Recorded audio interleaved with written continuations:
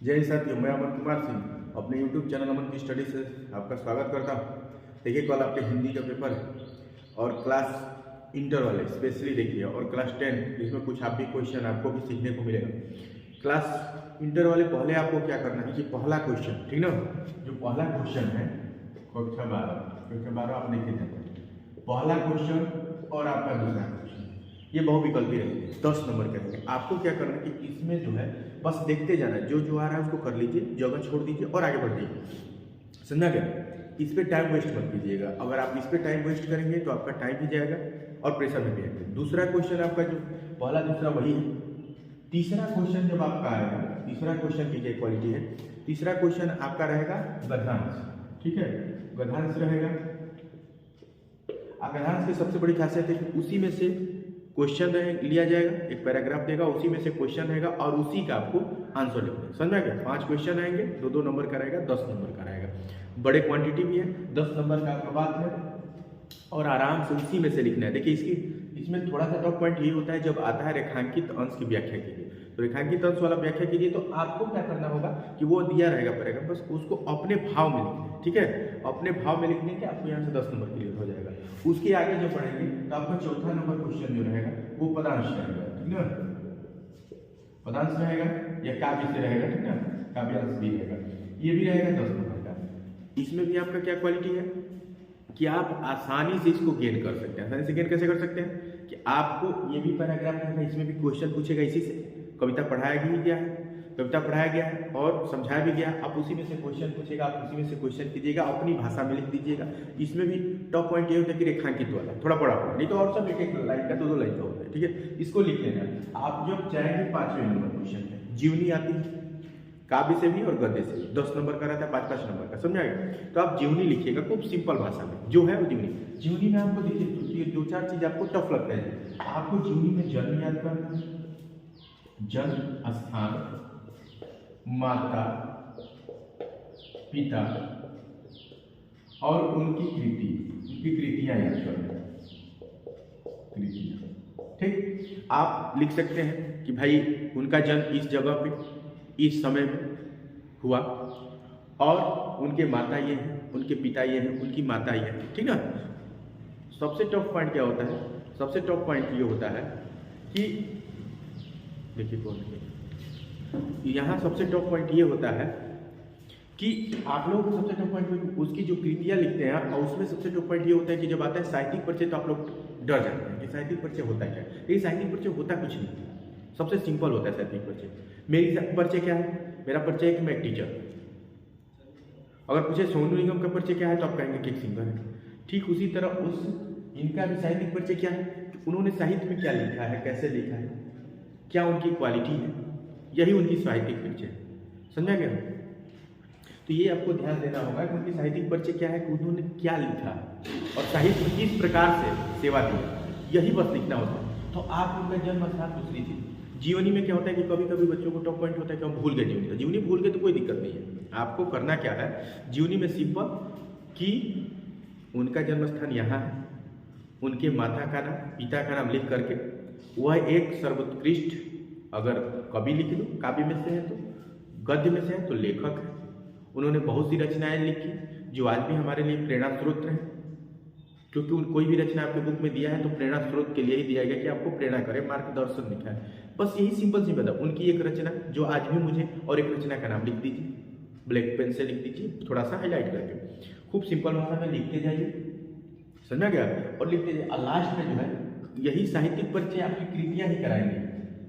समझा गया? साहित्यिक परिचय कृतियां ही कराती हैं कि उन्होंने ये रचनाएं लिखी, साहित्य में ऐसे नाटक में लिखा, कहानी में लिखा, क्या क्या साहित्य में इन्होंने अपना योगदान दिया, यही कृतियां। तो कृतियां आप लोग जो है, कृतियां ही है आपको किसमें, साहित्यिक परिचय में आपको देगी। तो साहित्यिक परिचय से घबराइए मत। दूसरी चीज हमेशा ये आ रहा है कि दिक्कत आ रहा है कि भाई साहित्यिक परिचय लिखना पड़ेगा कि नहीं। एक क्वेश्चन में दिया रहेगा तो आपको लिखना पड़ेगा, ये तो बांड है। अगर क्वेश्चन में नहीं दिया है फिर भी आप अगर लिखना चाहते हैं तो कोई दिक्कत नहीं है, आप लिख सकते हैं। समझा गया? उसके बाद आपकी 6 नंबर में क्वेश्चन होगी, 6 नंबर आपकी रहेगी काव्य से। आपकी जो बुक से रहेगा सत्य की जीत, ठीक ना। तो सत्य की जीत में देखिए, अभी बच्चों को ये दिक्कत हो रहा है कि सत्य की जीत कैसे क्या होगा। तो सत्य की जीत में आपको कुछ करना ही नहीं है। सत्य की जीत में आपको द्रौपदी वाली कहानी उठानी है, ठीक है ना। द्रौपदी की कहानी में ये उठाना है कि लिखे कहाँ से बच्चे, बहुत से बच्चे देखिए कुछ नहीं, आपको बस लिखना है कि पांडवों ने इंद्रप्रस्थ में जग रखा, उसमें दुर्योधन को भी बुलाया और वहाँ पहेलियाँ बनी हुई थी। जहाँ पानी था वो लग रहा था मिट्टी है, जहाँ मिट्टी है वहाँ लग रहा था पानी। दुर्योधन जो है जब आगे बढ़ा तो देखा कि ये तो पानी जैसा लिख रहा है लेकिन था मिट्टी, तो उसमें वो संभल के चल रहा था, उसको तो पता नहीं था। उसके आगे बढ़ा तो उसे लगा कि ये तो मिट्टी है लेकिन था पानी, वो आगे गिर गया। जब वहाँ गिर गया तो द्रौपदी वहाँ हंसती और कमेंट कर दी, समझा रहा है कि अंधे का अंधा होता है। दुर्योधन को बुरा लगा, वो घर आया और अपनी मामा शकुनी से कहा कि मुझे किसी तरह भी द्रौपदी को बीच सभा में क्या करना है, निर्लज करना है, अपमानित करना है। तो उसके मामा शकुनी जो है उसे कहे कि चौपड़ में बुलाओ इन लोगों को, खेलने के लिए बुलाए जुआ में। जब यहाँ पांडव आए तो धोखे से सब हारते गए लोग।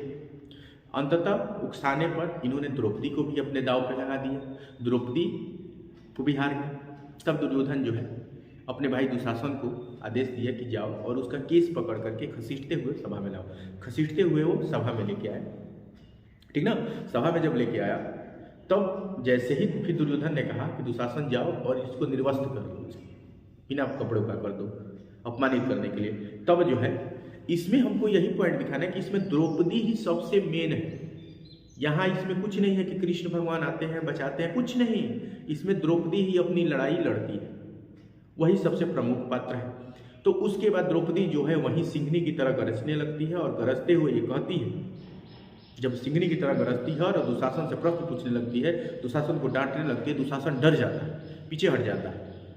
उसके बाद बीच सभा में वो सबसे क्वेश्चन पूछती है, प्रश्न पूछती है कि ये बताइए मुझे जुए में लगाने का हक किसने दिया? मैंने तो नहीं दिया। फिर मुझे दूसरा आदमी जुए में कैसे लगा सकता है? अगर मैंने हक नहीं दिया तो दूसरा लगाया कैसे? अगर युधिष्ठिर ने लगाया तो युधिष्ठिर को हक किसने दिया? वो तो पहले से ही हारा हुआ है, फिर वो मुझे कैसे जुए में लगा सकता है? सबसे प्रश्न पूछती है, सब लोग को अपमानित होना पड़ता है और बार बार इंडिकेट कर रहे हैं कि आपको कुछ करना ही नहीं है। इसमें बस वही जैसे ही दुशासन जो है उसकी चीर खींचने जाता है, वो कहते हैं कि तुम्हें नारी का बोध कराऊंगी मैं, अपमान का। बस वही वाला दोहा आपको याद रखना है और दे देना है, ठीक ना। दूसरी चीज आगे जब बढ़ेंगे और यहीं पे जो है सब लोग से प्रश्न पूछती है धृतराज से, सबसे प्रश्न पूछती है, कोई बोल नहीं पाता है। लास्ट में धृतराज जो है दुर्योधन से कहते हैं, दुर्योधन जाओ इसको सम्मान पूर्वक इसको घर पहुँचा के आओ, इसको घर छोड़वा दो। यहीं पे अगर पात्र चित्रण नहीं पूछे तो सिंहनी की तरह गरजने वाली, नारी की प्रति जानी है तभी तो अपने हक के लिए लड़ रही। यही सब क्वेश्चन आज सिंपल भाषा में बनाना है, समझा गया। उसके बाद देखिए, उसके बाद आप खंड ख में जब आते हैं तो 7वां क्वेश्चन जो आपका रहता है खंड ख में जब आप आएंगे, खंड ख में जब पहुंचेंगे तो वहां आपकी आएगी संस्कृत वाले। तो संस्कृत वाले में आपको कोई डरना नहीं, संस्कृत वाले में भी बच्चे डर जाते हैं, संस्कृत वाले में नहीं। दो क्वेश्चन रहेंगे 7-7 नंबर के। एक श्लोक रहेगा सुक्ति सुभाषितानी, तो सुभाषितानी वाले का अर्थ आप लोग याद कर लीजिए, ठीक ना।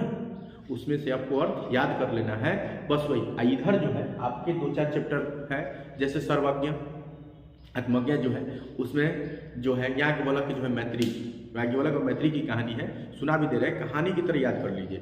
याज्ञवल्क्य जो है अपनी पत्नी मैत्री से कहते कि हे मैत्री, मैं इस आश्रम से ऊंचे स्थान पे जाना चाहता हूँ, इसलिए मैं अपनी संपत्ति को अपनी दूसरी पत्नी कात्यायनी से बांटना चाहता हूँ।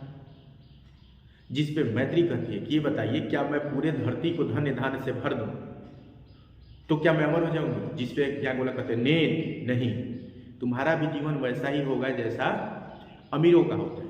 तब उस पर कहते हैं कि जब जिससे मैं अमर नहीं हो सकती, उस पैसे का क्या करूँ, उस धन का क्या करूँगी, मुझे अमर होने का साधन बताइए। जिस पर वो कहते हैं कि हे प्रिय, तुम प्रिय हो और प्रिय बोलती हो, आओ बैठो, मैं तुम्हें अमर होने का साधन बताता हूँ।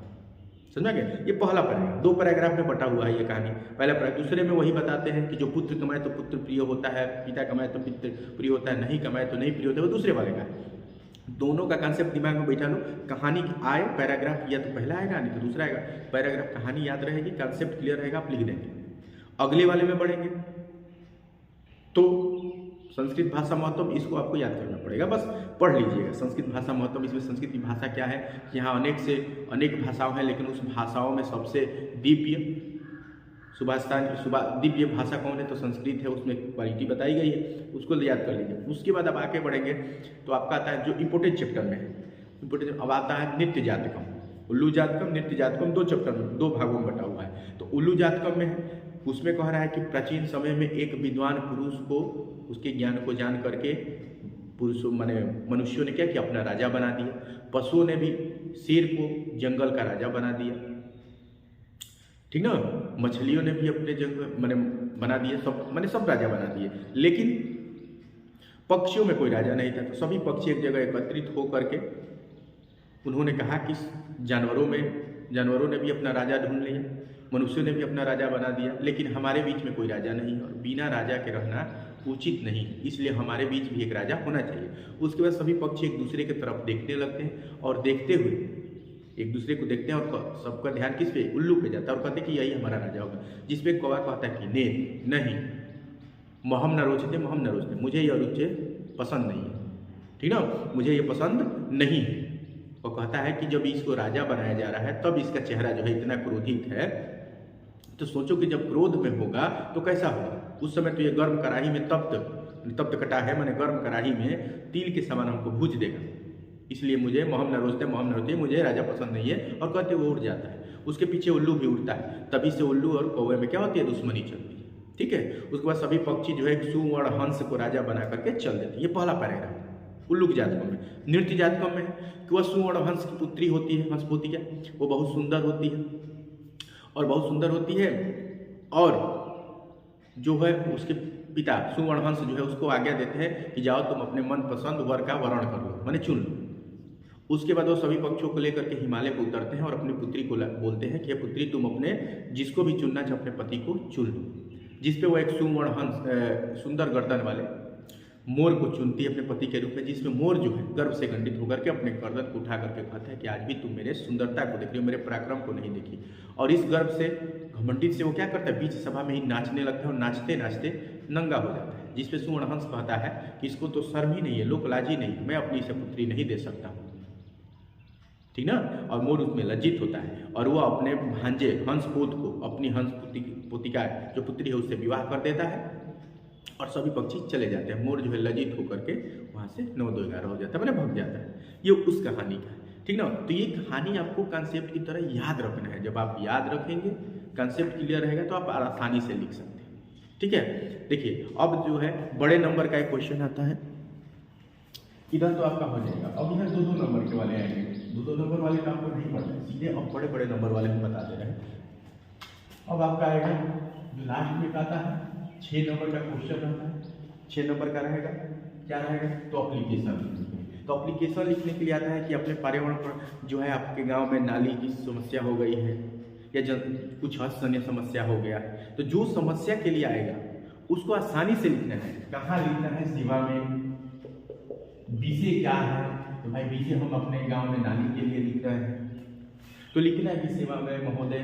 थाना पे लिख रहे हैं तो थाना महोदय, जिला पे लिख रहे हैं तो जिला महोदय, मेरे गांव में नाली की समस्या हो गया है, नाली में कचरे भर गए हैं, पानी भर गया है, जिससे मच्छर उत्पन्न हो रहे हैं, मलेरिया के शिकार हो रहे हैं लोग, बड़ी परेशानी हो रही है। मैंने इसके लिए संज्ञान में लिया और जा कर के अपने ग्राम प्रधान को कहा, मुखिया को कहा, लेकिन उन्होंने कोई संज्ञान नहीं लिया, कोई इस पर एक्शन नहीं लिया। अंततः मुझे अपने ब्लॉक में भी जाना पड़ा, कहीं से भी समस्या का निदान नहीं हुआ, अंततः मुझे आपके यहाँ आना पड़ा। तो मैं चाहता हूँ कि आप इसे जल्दी से जल्दी निपटारा करें और जहाँ जहाँ मैंने एप्लीकेशन डाला है उसकी प्रतिछाया भी मैं इसमें संलग्न कर रहा हूँ, आप देख लें और जल्दी से जल्दी मुझे कृतार्थ करें। आपका भवदीय XYZ, आपको दिनांक लिख देना है बस। ये सिंपल भाषा में लिखना है। किसी रिपोर्टर के यहाँ दे रहे हैं तो उसको भी लिखिए कि सेवा महोदय मैं यहाँ दे रहा हूँ दैनिक जागरण के ऑफिस में, तो वहाँ का दे दीजिए। समझा, सिंपल भाषा में लिखिएगा, 6 नंबर आपको मिलेगा। अपनी भाषा में लिखना है, कोई टफ नहीं लिखना है। उसके बाद अगला पॉइंट आता है आपका निबंध सबसे आसान तरीका है और 9 नंबर का होता है, सीधे सीधे 9 नंबर का आपका है और सबसे आसान होता है। निबंध में आपको बनाना होगा रूपरेखा, ठीक। उसके बाद पहला बनता है आपका प्रस्तावना, दूसरा बनेगा आपका दूसरा हेडिंग प्रस्तावना, जो रहेगा वही आपका दूसरा हेडिंग बनेगा। अगर आपको दे दिया जनसंख्या पर या प्रदूषण पर, ठीक, जनसंख्या पर दे दे, प्रदूषण पर दे दे, विज्ञान पे दे दे, जो भी दे दे। अगर दे दिया विज्ञान पे तो विज्ञान क्या है, विज्ञान क्या है। अगर दे दे प्रदूषण पे तो प्रदूषण क्या है, प्रदूषण क्या है ना, जिस पे दे देगा वही। उसके बाद अगर विज्ञान पे है तो अगला हेडिंग बनेगा विज्ञान से लाभ है। विज्ञान क्या है, तो किसी भी क्रमबद्ध, किसी भी कार्य को क्रमबद्ध तरीके से करने के लिए हम जिस नियम का प्रयोग करते हैं वो विज्ञान है। अच्छा, लाभ क्या है, तो विज्ञान की यही लाभ है कि आज हम आपसे इतनी दूरी रहकर भी आपको जो है आपकी समस्या को निदान कर दे रहे हैं, आपकी टिप्स दे रहे हैं कैसे नहीं ऐसे कीजिए, तो ये विज्ञान की देन, समझा रहे। तो विज्ञान से लाभ क्या है भाई, अनेक मोटर गाड़ियाँ वगैरह बन रही हैं, सब विज्ञान की देन, तो लाभ लिखते हैं, लाभ तो बहुत लिखते हैं। अच्छा, उसके बाद हानि लिखते हैं। हानि क्या है भाई, कि जितनी तेजी से हमारा विकास हो रहा है उतने खतरा भी है।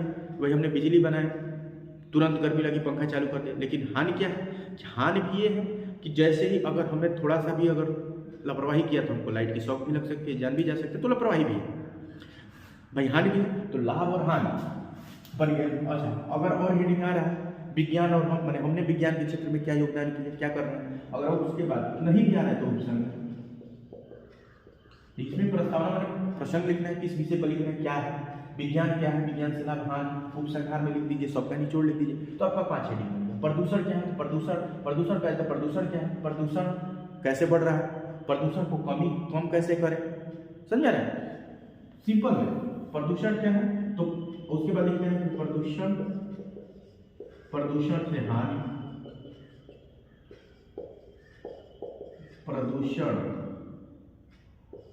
प्रदूषण को कम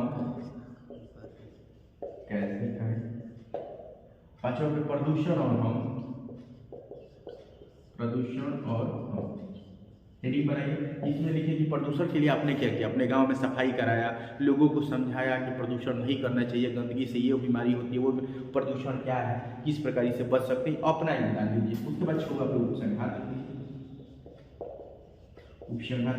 सिंपल भाषा में, आप समझ में आ गया। तो ये निबंध भी बहुत आसान होता है, जिस विषय पे आएगा पहले रूपरेखा बने, प्रस्तावना बने, जो दे दे पहले वही हेडिंग हो जाएगा, एक हेडिंग बनी गया।